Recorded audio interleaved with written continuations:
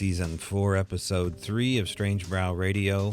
My name's Tobe Johnson. Thanks for subscribing, sharing, liking, and reviewing not only the podcast, but the Strange Brow Radio website, where if you go to Strange Brow Radio, you can click through to my book. I'd appreciate it if you did. There's a teaser up there. You can check out the YouTube channel, The Al Moon Lab, a paranormal experiment, the exact name of the book. Check it out on Amazon. Rate, review.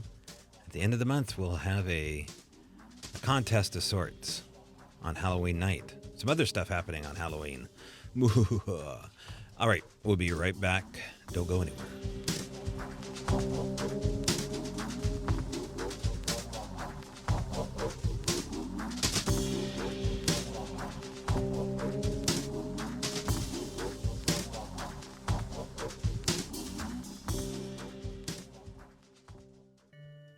So, coming up on October 31st, again, if you go to Amazon, rate, review, you can go on there and leave 4 or 5 stars. You can leave any amount of stars as far as reviewing this book, and I hope you would, over at Amazon, The Al Moon Lab, a paranormal experiment. That's how you find the book. QR codes embedded, first of its kind that I know of, embedding a virtual book takes you into the immersive experience of the Al Moon Lab as you scan your phone and read the pages. Check it out over at the Al Moon Lab. Now, there's been quite a few, well, not quite a few. There's a handful of reviews already over at Amazon. And the more reviews, I guess, it's the harder it's going to be for people to win the contest in October. And I'll draw a name out of a hat from the Amazon reviews, and then we'll pick somebody out who can win a t-shirt and or win some socks from the Strange Brow Radio website. And you can check out all our merch if you just can't wait and you want to get your own hoodie or t-shirt. Check it out over at Strange Brow Radio, and there you can pick out under the merch section some winter, fall gear. Keep yourself cozy and warm while you listen to crazy podcasts like this one. Also, coming up at the end of the month, on October 31st at 80 North Forks Avenue in Forks, Washington, is the soon-to-be opened on Halloween Day Sasquatch the Legend Gifts and Museum. The owner has met me for the first time, and I have met him, Ken Hamilton, along with his wife and daughter, and we set up the larger than life 8-foot tall Bigfoot statue in his gift shop. And after talking to him, it's a fantastic, beautiful gift store right off Highway 101 off North Forks Avenue, 80 North Forks to be exact. Sasquatch the Legend gift store. Nothing like it. Right next to the next to the Twilight gift store. If you know anything about Twilight, the books and the movie, the gift store is literally half a block to the left, headed due west, so you won't be able to miss it very much. They've got a lot of things planned. We'll get into all that, but they're opening their doors on Halloween, so that's when you can go check out Biggie and everything else. If you can think of a Bigfooter and you can think of a book they wrote, the book's there, including mine, The Al Moon Lab. You find all sorts of stuff there. I saw Kathy Strain's books getting ready to go up on the shelf. I've seen Ron Moorhead's books. I've seen you name it, Joe Beelart's book. They're all there. There's toys, t-shirts, everything in between, all Bigfoot related, including Biggie. And he looks fantastic there. He actually has a smile on his face since I erected him and put him somewhere nicer than my garage, which was short-lived. It was going to turn into a mouse house if I wasn't careful. So Biggie is safe and sound in Forks, Washington. Now, what happens in Forks stays in Forks, they say, but maybe there'll be some werewolves or yetis coming their way to the gift store. Those things are maybe in the works, but you can find my wood sculptures and such there as well. Don't forget our sponsor, Feral by Aaron, all one word, ERYN, over at Etsy. There is a fall spread coming out that Feral by Aaron has made the cover, I believe, if not the major insert of a magazine called What Women Create. That's coming out as the Christmas issue.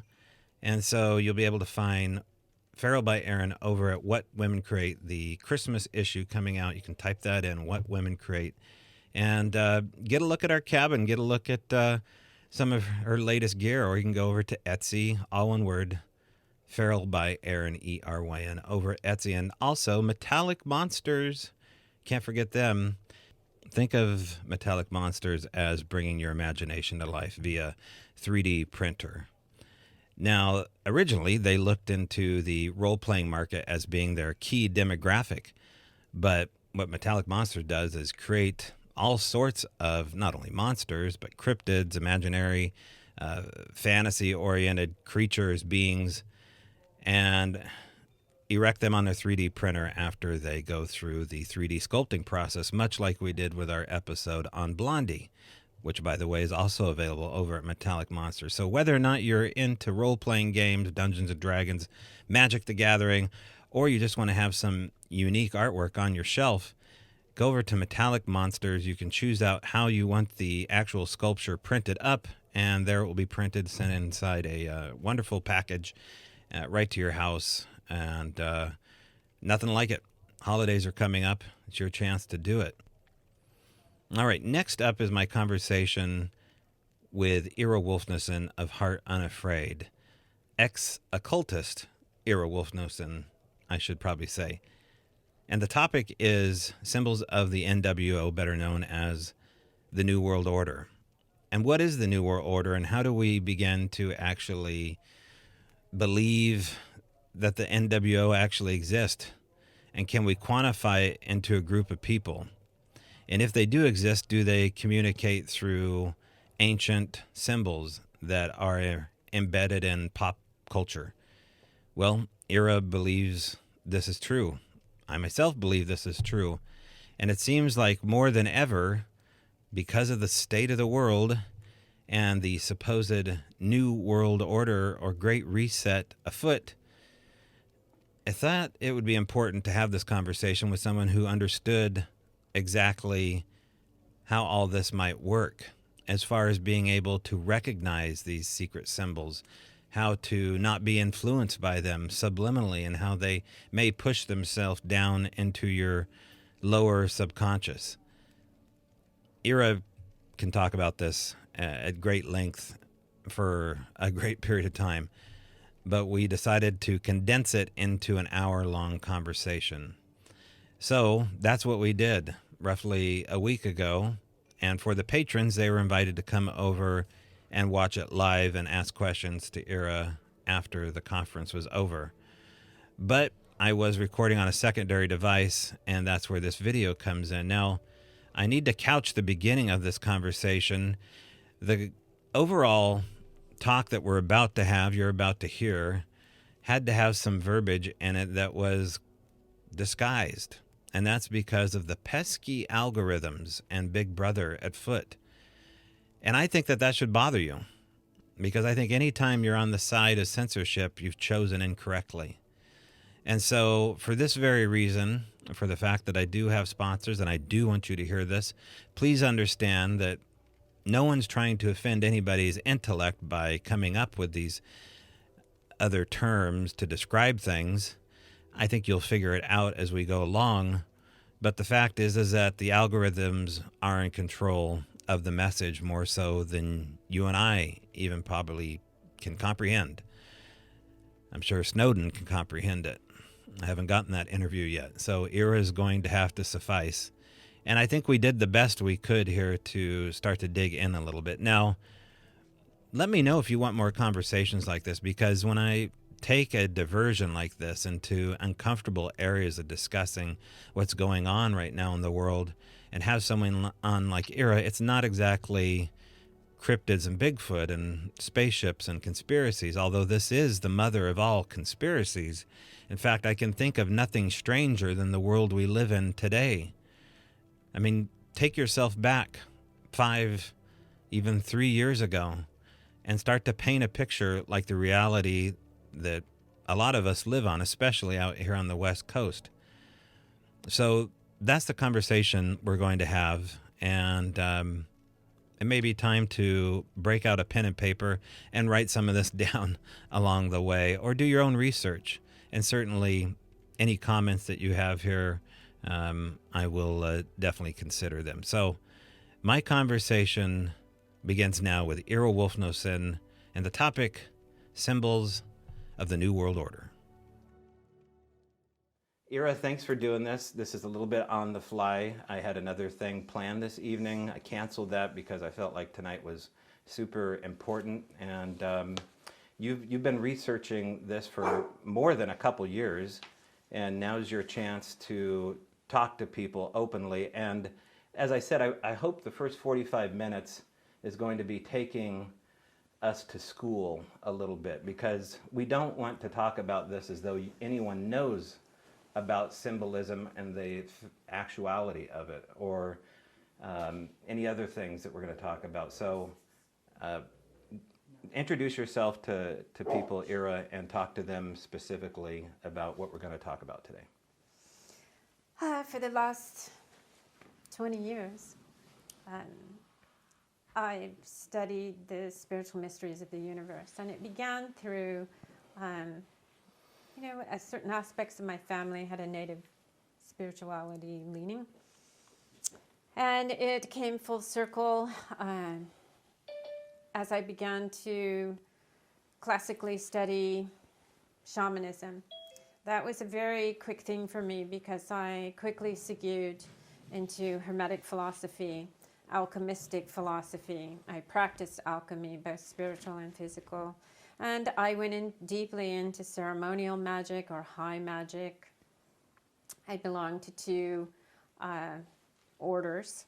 Those are secret societies in the old days. Today we just call them orders. And I attended two different mystery schools. And I also attended the Institute of Hermetic Studies. So my whole trajectory, you could say, was to simply understand the cosmos, both spiritually and physically. And one of the first things that really gelled in me all the way back in the very early days was something that is called the language of the birds. And that language, and I'm going to speak from a very esoteric perspective, but I think you'll get the gist of it.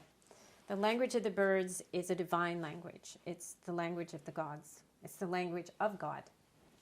And that language is written in symbols and geometry, sacred geometry, and mathematics, and patterns, and cycles.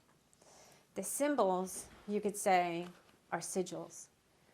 Sometimes they're found in nature, the way two branches will often fall in a Y, or something that you would recognize in the runes, the Futhark runes. Also, you might recognize them as a hieroglyph or a petroglyph. So these are things in nature that have universal patterns, they're repeating, they're understood. And also the Aleph-Bet, the ancient Hebrew alphabet with 22 letters, is based on the language of nature, the language of God. And many believe that this language, the symbolic language, is the fabric of the universe, the building blocks of the universe. It's the language of God. And you can find it all in nature and in the cosmos, the stars, the planets. They all have symbols. But what's most important is, because we are a part of this system, our subconscious understands, every one of us, universally, these archetypes and symbols. Our conscious mind may not process them, but if I show you a picture of a sun, just a petroglyph or just a hieroglyph of the sun, you know that that means warmth, growth, the sun, the creator. Everyone knows that consciously, that they will associate with it. But if I show you more obscure and arcane symbols, you may not register them consciously, but your subconscious, your ancient self, your primal self, all those ancestors that came before you that knew what that symbol was, you will recognize it and it will process, but it won't process consciously. Now, within the great arcanum of the mystery schools, I'm sure you've all heard of them, but they're thousands of years old. From before, let's say before the flood, and you called it Atlantis, that was the whole earth. Perhaps that's just a good catch-all term to call the antediluvian civilization. But the great arcanum and the mystery school disciplines came from the earliest times, the first times. Many people believe it came with the fallen, with the second fall of the angels going into the daughters of men. They brought magic with them. So for Christians, for people who are biblical in nature, they're always told magic is evil, alchemy is evil, don't look at these things, the symbols are evil, because magic and all these arts and sciences belong to God. They're divine, they're amazing and magnificent, but they are stolen. And we were not supposed to have this information until we were developed and mature enough as human beings. Who knows when that time would be? It's definitely not now, because look what this is wrought upon us. We're not supposed to look at them. And one of the first translations to in the commandments, one of the first translations, and I'm going to have to look at my notes to be exact, but thou shalt not make unto thee any graven image. And this was according to the book of Deuteronomy. The words were spoken to God, by God to the Israelites, and then written on stone tablets by the finger of God. So thou shalt not make any graven images. So remember, these symbols came down with this arcanum. Symbols, I'll get to in a minute, the power besides the effect on the subconscious. But more than that, it's stolen. But we were told, almost as a law, never to make graven images. The graven images are the symbols. The symbols are the danger to the uninitiated or the unaware, because they are often used and deployed, even in today's advertising markets, with a power to influence. Symbols and flashing colors. For example, on the news, you see a lot of blue and a lot of red. And these colors flashing will put the brain into a certain altered state, and we used it very much in ceremonial magic, flashing colors that react off of one another. They hit a certain part of the brain. So now you're primed, your subconscious is open, you're in an altered state, and then the symbols begin, and they're repeating messages. It's almost like a type of hypnotism, but it is much deeper because it goes into the deep subconscious. Suddenly you have a perspective that yesterday was not your perspective. Suddenly you're feeling emotions that you don't even know where they came from. So this is the power symbols can have upon our psyche. We as normal human beings, raised the way we are in this century, in this generation, we have no knowledge of the arcanum or the mysteries or the magical principles or of alchemy or how the universe actually works. We're told it's just a physical realm and et cetera, et cetera. 95% of this world is spiritual. We can't see it. It's invisible nature. And it's peopled with beings. So you look at magic, you look at the influence of perhaps evil beings, and you're ripe for a time as such as we have today. But let's go back to ordinary reality, what we're experiencing with the media. So the flashing colors, the blue and the red, primes the brain to open the deep subconscious, and then the symbols arrive, along with a repeating narrative. These things are a type of hypnosis, but they're even more epic than hypnosis. They're long-lasting, and I would say it's hard to reverse them. I mean, you have to do a reverse magical spell. This is spelling. This is enchantment. This is doing something against another's will without them knowing about it. It is a wrong. It's a sin. It's a crime. It's a rape. So I see a lot of people that I know. They watch a certain news channel. They get a certain message, and that message goes deep into their subconscious. And so you can say something absolutely rational to them. Well, you know, this whole thing with the poison crown is happening, and I don't want to get the venom. And that person will give you every reason in the world to get that venom, even though they know that there's no reason for you to get the venom because you've already had the poison crown, which is a rational thing. But no matter how rational you are, These people cannot put the two and two together. They're running on a different program. They're running on the same program. And if you look at the Speaker of the House recently, she said, we're on a straight and narrow path completely forward, and we're not going to stop. That's exactly how it works. It puts you on a path where you're running completely forward, and it just never stops. So a lot of the symbols that are being used that you see with celebrities, magical principles give you two paths. You have the divine path, the right-handed path, and you have the left-handed path, the black sorcery path, the evil path, the negative path. And there is a way to see on these paths. The symbolism is the right-handed path. You see through the right eye. You see right. And what is seeing right? Seeing right is seeing with the intuition, the gut, the heart. You feel what is right. Why? Because there is a divine indwelling inside of you. You're a divine human soul, and it tells you what right and wrong is. You are born knowing right and wrong. So to see right and to be on the right-handed path, you're using your divine aspect of yourself. We will call that the indwelling of God. I believe that's Yahweh. The left-handed path is to see left. And when you see left, you are only seeing with the intellect. Right brain, intuition, instinct, divine knowing. Left path, intellect, without spirit. No spirit. Only intellect, only ism. Scientism, atheism, ism. Intellect without spirit. Intellect, the light of intellect, without the divine light, is Luciferianism.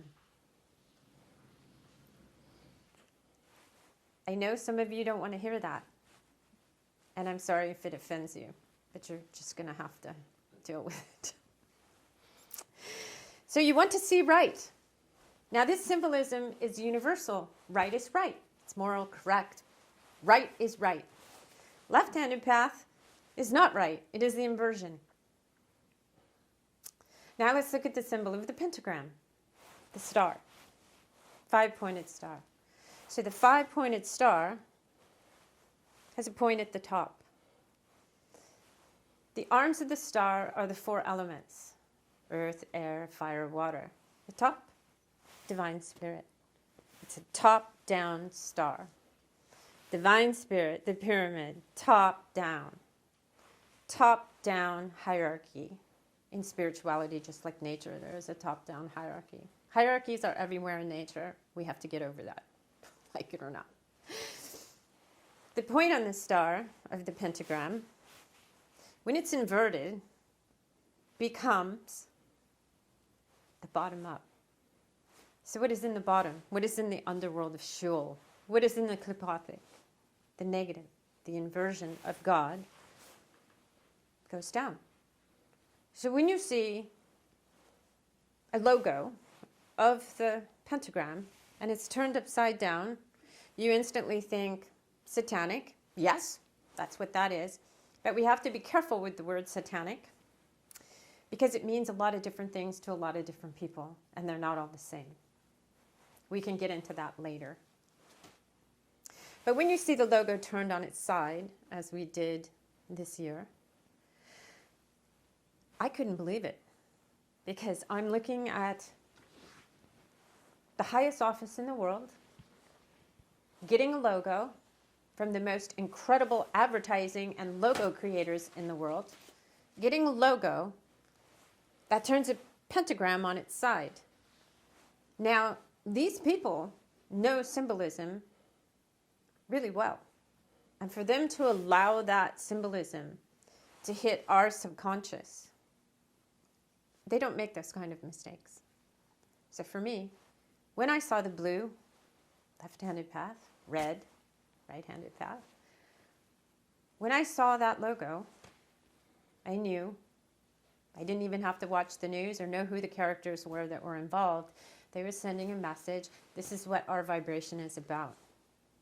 Now, if you look at a lot of the secret societies, highest Freemasons, highest Illuminati, highest ABCDE, they love socialism. They have been pushing socialism for, at least here in the United States, for 200 years. Before that, in Bavaria, it was going on there. So, the tenets of socialism are very similar to the tenets of Satanism. Very similar. And we see the symbolism of those two things going hand in hand.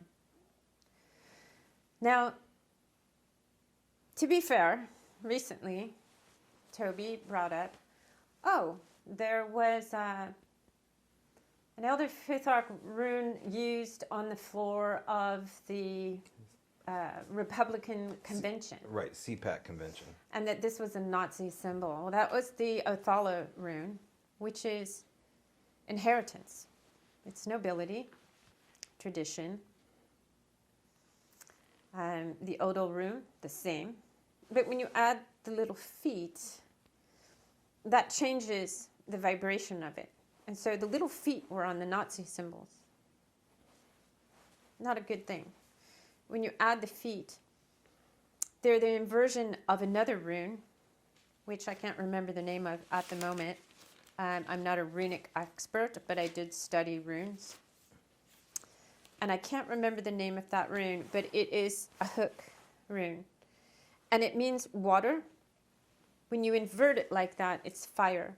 So to me, it was adding the fire principle to that rune. It was changing it. And I think someone else mentioned to me it looked a lot like an owl. I don't know if that was their intention, but it gave it legs, so to speak. The owl is a whole nother conversation that we can get to when you're ready.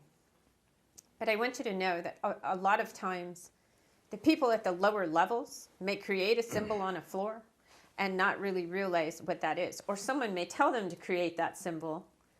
They create it and they have no idea what a rune is. You know, if you haven't studied runes deeply and you don't understand the language and the magic within them, then you don't know. So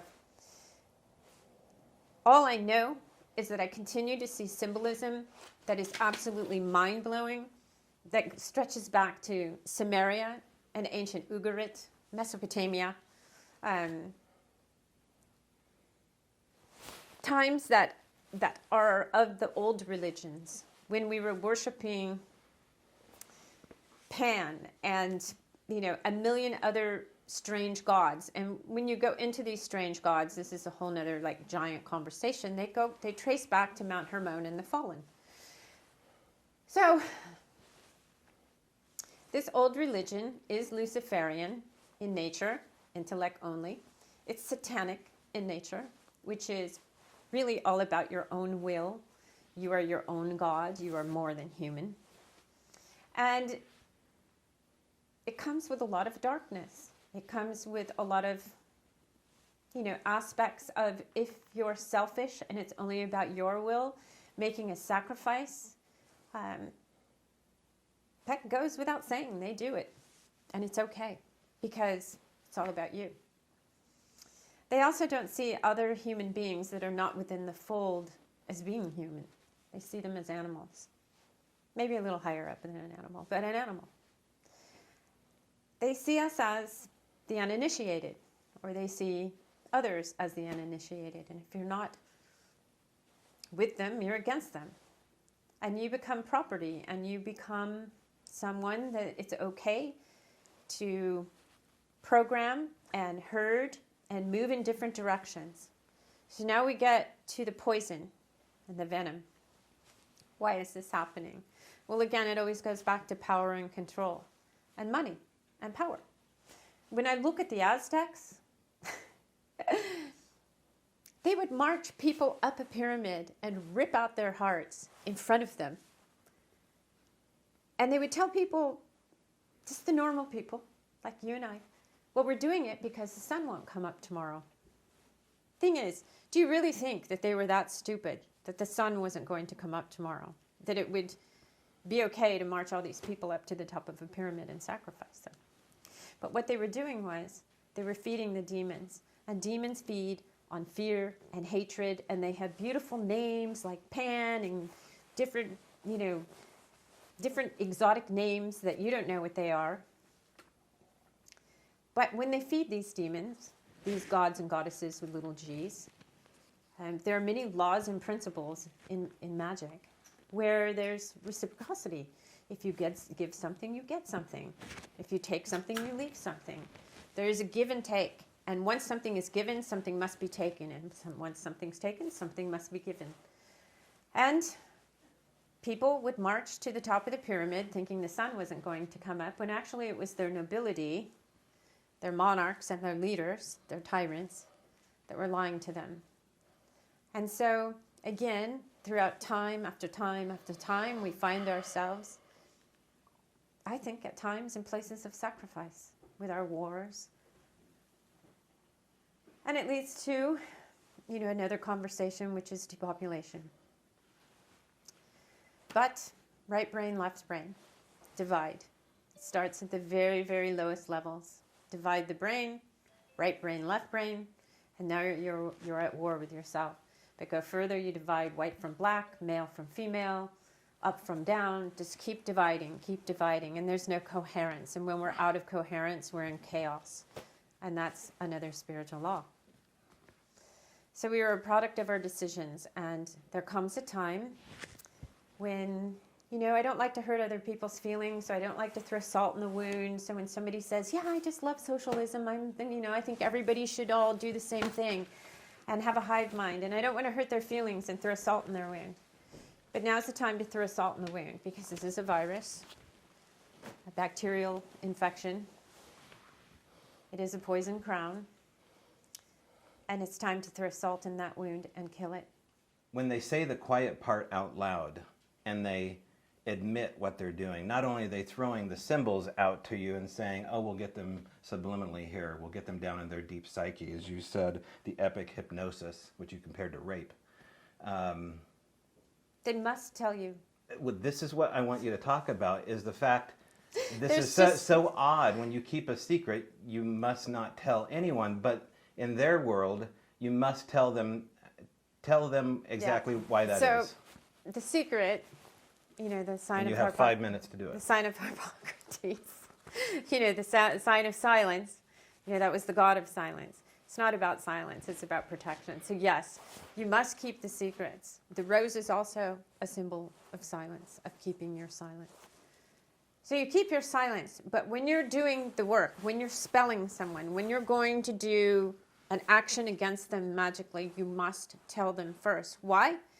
Because there's a consequence. There's a cause and an effect. And magically, if you don't get someone's consent, this is why consent, everybody knows, is a universal God-given gift. You must get their consent, or you pay the price. So karma, you've heard of karma. Well, it's even worse than that. So if you don't get their permission, if you can't get their permission, you can get it from their negation. So if you're speaking to their subconscious and you're saying, I'm going to do this, this, this, but you do it in symbols and sigils and you constantly put it out to them every day, and they don't ever say, oh, what are you doing? I don't agree to that. Then by you not saying anything,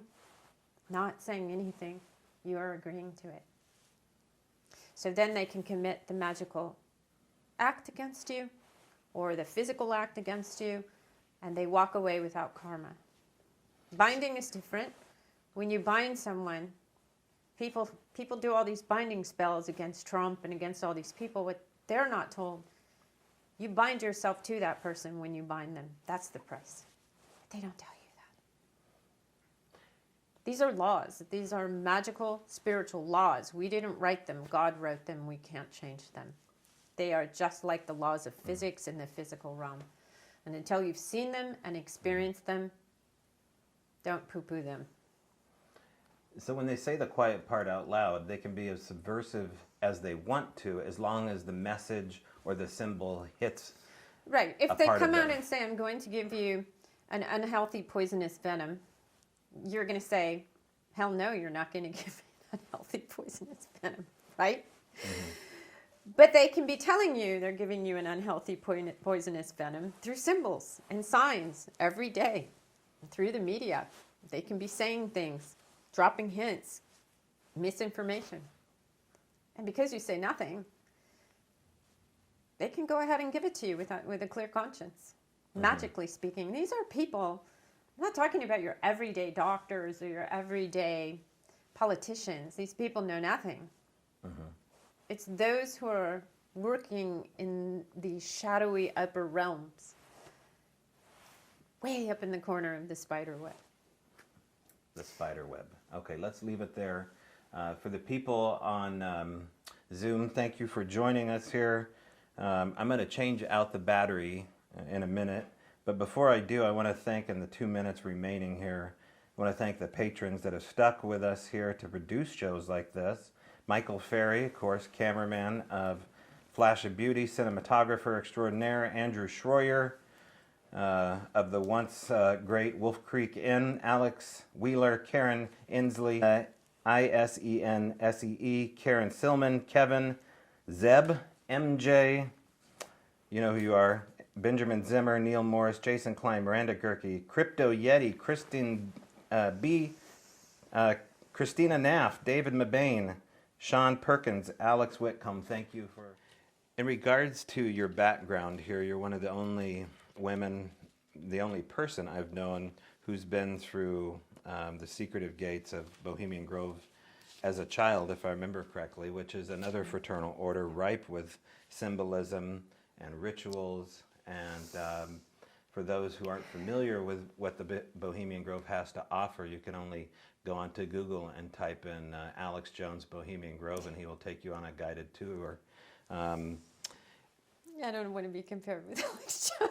Well, of course, there's parts of Alex that you can't deny that are accurate. accurate. No, I actually like him, but yeah. I am not, that active. Well, besides Alex, I don't know anybody else who's been behind the gates. I didn't go in there investigating. Well, you were too young to. I was 4, yeah.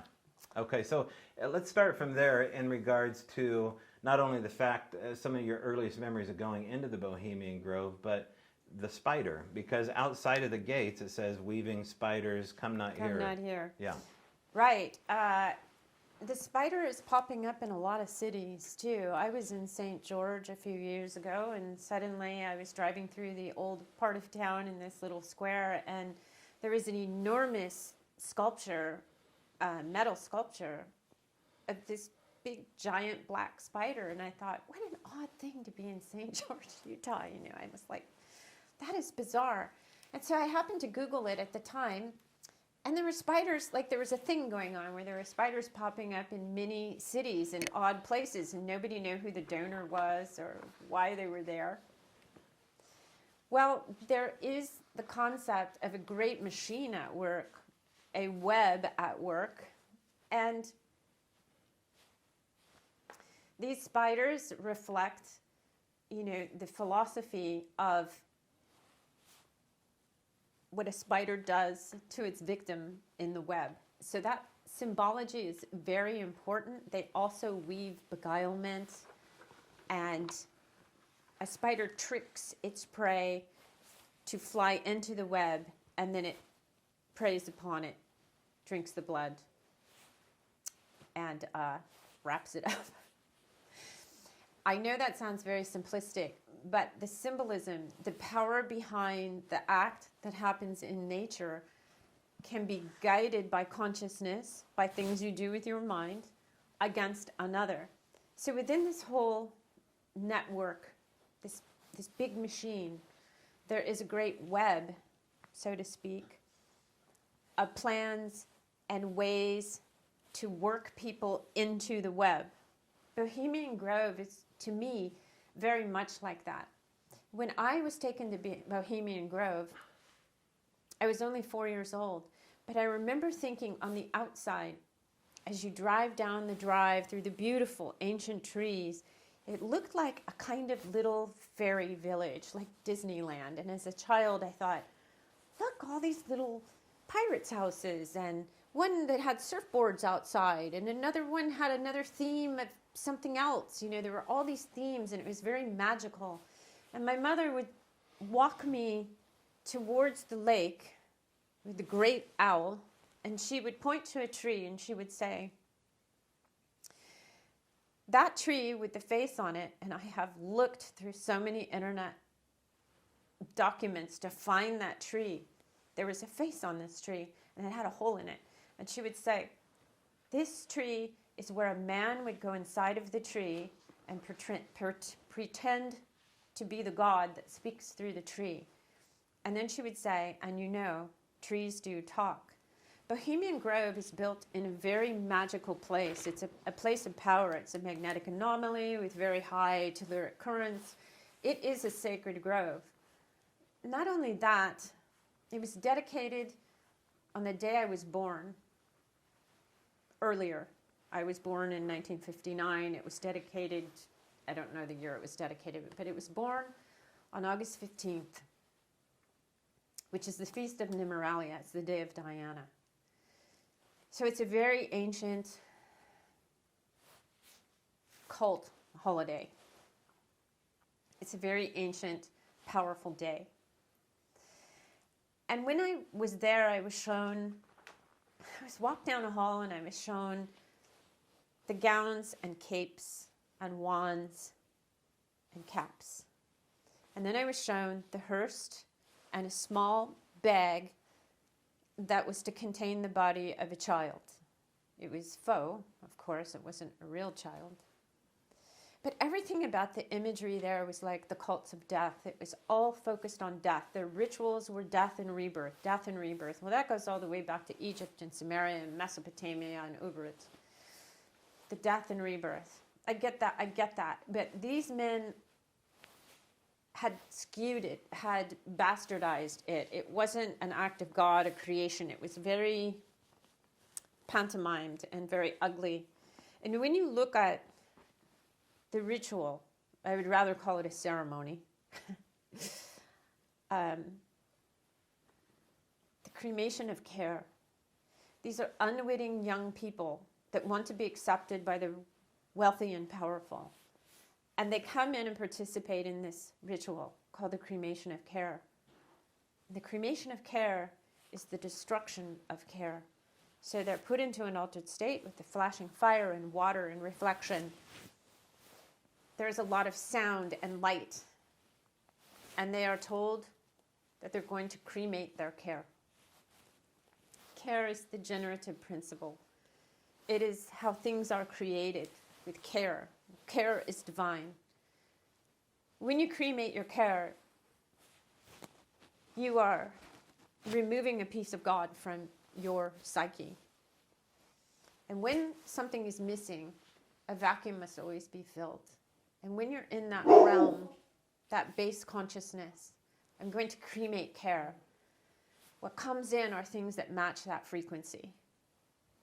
You always match the frequency. Your state of emotion is your state of consciousness. So these people that are moving up in the world that will have positions of power and influence are cremating their care. They can then be deployed out into the world to do acts of great cruelty through business, throat cutting in negotiations, in politics. They can be bought and sold for high prices. It's very easy. Follow the money. Recently, David Whitehead, DW Truth Warrior, did a presentation that was very near and dear to me. It was called The Cult of the Medics. And he had a guest on his show that discussed how to follow the money. And that with this Poison Crown and Venom event, where, as David Icke would say, problem, reaction, solution, this guest will talk about how, can I name companies without getting us thrown off? Well, yeah, just name the companies, but don't place blame. Just name the company. Yeah. Everything traces back You can say allegedly, and that will get us out of trouble. Everything traces back allegedly to two companies, according to this guest on David's show. It all traces back to a company called BlackRock and another company above it called Vanguard. So the term BlackRock is a term that goes back to the cult of El, the satanic cult that was thousands of years old, not the one you find on the internet, LeVay's. That's not in this picture. That's not what I'm talking about. BlackRock is the black cube, the tesseract, right? So that's a symbol of Satan or Saturn. And what does it look like? It is a black cube. It is a black square? The tesseract is a black square that folds in on itself forever, so you never escape the black cube. It is a prison. Okay. So when you go down into something as low as the satanic idea of selfishness, intellect without spirit, etc., and there's a very thin line between Satanism and Luciferianism. One is the lower run-of-the-mill people, and one is the other elitists. But they both have very similar things. The company Vanguard is from the term avant-garde, which are the frontline warriors. So these two companies, they own Walmart, Amazon. They are the major stockholder representations that own these companies. Twitter, Facebook, Moderna, and Pfizer, allegedly. Also, the World Economic Forum, the same names, more or less, are found as the stockholders of these companies who are owned by these two top companies. So when you talk about the spider's web, when you get up to the level of Vanguard,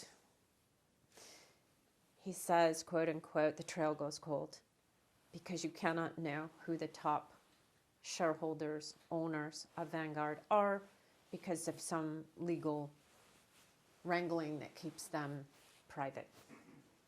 You can imagine the names, I don't need to say them, that are involved with these companies. So that was the spider's web for me. It's also a very real world, follow the money explanation. And I really thank David for bringing that to us. And you can find his show. I watch it on Rumble. DW Truth Warrior. DW Truth Warrior. Okay, I want to go back real quick because I learned something from the Cremation of Care. If you watch Alex Jones' video, he's sitting in the audience with the attendees of the Cremation of Care who are on the wooden pews looking out over the lake of Moloch. I did not know, and what you're saying is that the people in the cloaks are young, uninitiated, future globalists, future members. No, I believe those are the adepts and the wizards or the magi. Depends on who's doing it. This is many secret societies, skull and bones, different Freemasonry levels. These are different things that come together in the Disneyland of Bohemian Grove. Right. The Manhattan Project was launched there. These are the movers and shakers, the wealthiest, that were initiated because they had certain characteristics. It wasn't just how much money does your family have. Do you have the right characteristics? So the Cremation of Care is basically the making of a psychopath. A person with no empathy that can pull the trigger without feeling any remorse or pain. And it's not because he had to talk himself out of it. It's because he feels nothing. So when you look at the way of a demon or the way of a psychopath, it will come in very gentle and very beautiful, and you'll be on a honeymoon. They'll answer all your magical requests. And then they start to tear you down little by little and take control. And then eventually, after chokeholding you for so long and everything goes wrong in your life, then you're on the floor dying. You're either going to die, or if they feel like it, they will renew you, and the process will start all over again. And it's a cycle. As in nature, there's cycles. So things can be very, very seductive, going great. And we see this pattern now with us. We are suffocated, and then we're told, okay, just for a minute, go off. And then we're suffocated again. And then, okay, we're going to give you some money. And then now the inflation happens. So these cycles are going round and round in a very diabolic way, and it feels timed and precise. And if you pay attention, these patterns are there. I know there's many people that would listen to my words right now and say you're just cuckoo because they've been programmed. They cannot see the other way. There are a certain number of people, a certain percentage of people that cannot be programmed. And this may be an outcome of this whole debacle. Mm-hmm. That may be what whoever they are, you know, the Wizard of Oz behind the curtain, they may figure out just who can be programmed and who can't be programmed. I mean, every hypnotist will tell you there are some people that just can't be hypnotized. And every magician will tell you there's just some people that can't be spelled, you know. Some people just have this je ne sais quoi. Either call it protection from God, maybe they're filled with God, I don't know. Real quick, online here, Gordon Fry, who I believe was in the background. Gordon, you had been to Bohemian Grove. I saw that comment there, and I would love for you to write another comment or question regarding what you've heard here on the Bohemian Grove. Were you there in a capacity of membership? Were you there in a capacity as a visitor for a time? Write that question out if you can for Eira, and I would love to get that back to her. Getting back to the spider imagery and the owl imagery in particular, those are both big symbols utilized not only at the Grove, but in general. The web, I think, is a fascinating one for the fact that the social media aspect is being brought about by the World Wide Web. Yeah. Talk about that symbol. Oh, look at the magnetosphere of the Earth is shaped like a spider. The magnetosphere of the Earth, when you look at it, is shaped just like a spider body with the legs going over the Earth as the wind, the solar wind washes over it. How did ancient people know that Grandmother Spider was in the sky? And how did they know that? How did ancient people know that there was a hexagram on Saturn? You know, the symbol of Saturn is a hexagram. How did the ancient Israelites know that? Where did they get their information? We are much more spiritually connected than we know, but we have forgotten who we are. But there are some people who know. Unfortunately, they use it in the most nefarious of ways. What about the spiral symbol? Talk about the use of the spiral symbol inside a triangle, for example. This is something we've seen before as well. So you have the triune image of the triangle, the Trinity, but then you have a spiral, or maybe the triangle is actually becoming a spiral of some kind, and it's connected to the child's pedophile ring. Yeah, I don't know why that is. Originally, that's just another symbol. Is it an ancient symbol from the occult that you've seen? You know, before? I really don't know what the whole pyramid spiral would be. I can talk about a pyramid until I'm blue in the face, but that child pedophilia symbol is simply they're using the language, using a sigil or a symbol. Well, okay, if it's a pyramid, it's fire, male. Is it the male aspect of the pedophilia? I think the point is at top. But so is it, speaking of, I want male children for pedophilia? I don't know. Yeah, if that's so, that would make sense. That would be a masculine, fire, water. So, okay. Yeah, so male, down, female. Right. Right, womb, female. Okay. But it's a universal language of that they understand it, so they don't have to use an ancient sigil. They can make their own sigil up. People make up their own sigils all the time. But it's still a language, so they're using symbolism as a language because they know you won't. What is the difference between the two, a sigil and a symbol? They are the same. With the alphabet, each letter is a symbol, a sigil, with its own power and meaning. The alphabet? Aleph-bet, the old Hebrew alphabet. Okay. Right. So the alphabet has 22 symbols, and each symbol by itself has a power. It has a numerological value. So it has different aspects of language written into each letter. And each letter will then compose a word. If you look in biblical, the first in the Hebrew Bible, in the Torah, I believe, is Bereshit. And within the word Bereshit, written in Hebrew from right to left, each letter has a meaning and tells a story of the first word found in Genesis. That one word holds the story of the coming of Christ. So each letter has a meaning. Tet is a cross. I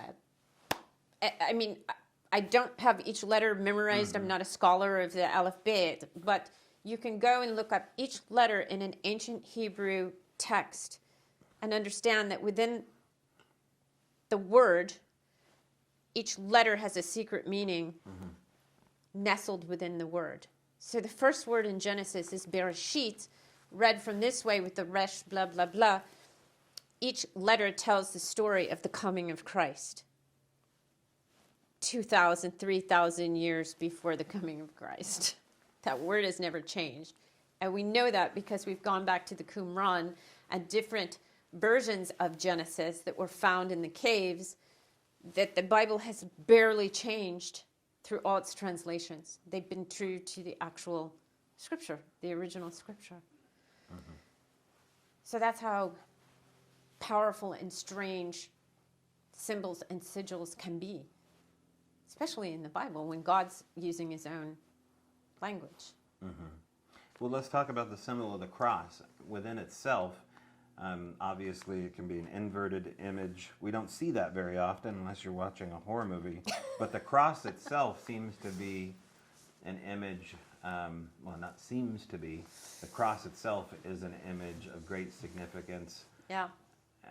Talk about the image That of is the cross. a universal symbol, a universal understanding, a universal archetype. It is a symbol of perfect balance. It's also from the way the cosmos came together. It's the four quadrants. It's the four elements. It's, calling in the four corners, the four. So we are all divided into that four. And it's also north, south, east, west. So in the middle is the heart.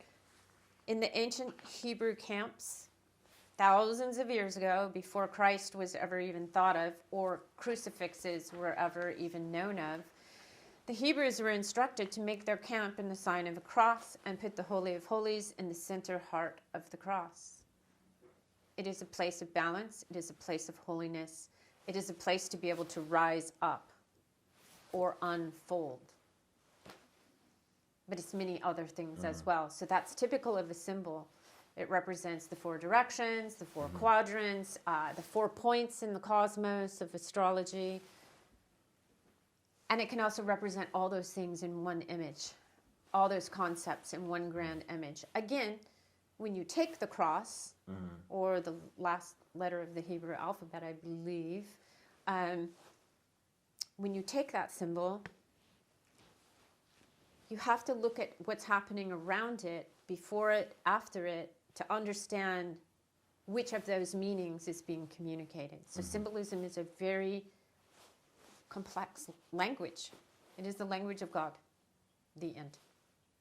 Talking about the poison crown and the venom, which was probably planned way before the poison crown was. They're both patented by the same people. Yeah. Talk specifically about what your message is for people that are about to be fired and have to make a critical choice. Yeah, I know. It's going to be like a knife in the heart for some to hear this. But like I talked about throwing salt in a wound, for those of you who've already had it, I'm not the person who's going to say what I feel or what I think I know. I wouldn't do that. I respect whatever someone chooses to do, their own divine right of their own body.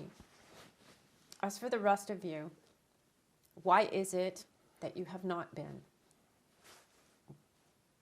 taken the venom? And I know we're calling it venom, and that may be offensive to some people watching. We mean no disrespect to your choice. But there's a reason why those of you who haven't.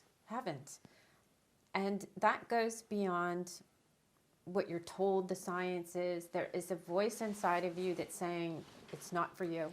It's not for you. From what I've seen with the technology involved, a body without this, we are the last of our kind. To speak plainly, we will be the last of our kind. If that's important or not, I think on a divine level, for sure, it's important. And I also think there's some sort of spiritual component to this. I can't put my finger on it, but I want you all to listen to your own instincts. You may be the one person that has that bad reaction or whatever, and your own knowing is telling you. Then again, it may be because we're feeling that there is something very wrong with this, that it's obvious to us that when you're offered free food and free money and free things to get it, it's such an insult to my intelligence. No one has to pay me if I want to make a choice based on my own discretion, my own discernment. And when I discern, when I reason, I don't just go to the literature, I also see how I feel about it, because the truth is inside of us. Know thyself. These are important words. Know thyself. When we know ourselves, we have all the answers, because all the answers are within us. It is a divine gift from God. And I don't even care if you believe in God or not. That is how human beings are miraculously wired. So it doesn't matter if you believe as I believe. It is the truth that our consciousness is far higher than the animal realm. They have consciousnesses, they have feelings, but we are quite different. There's no disputing that. We are a miracle. We shouldn't even exist.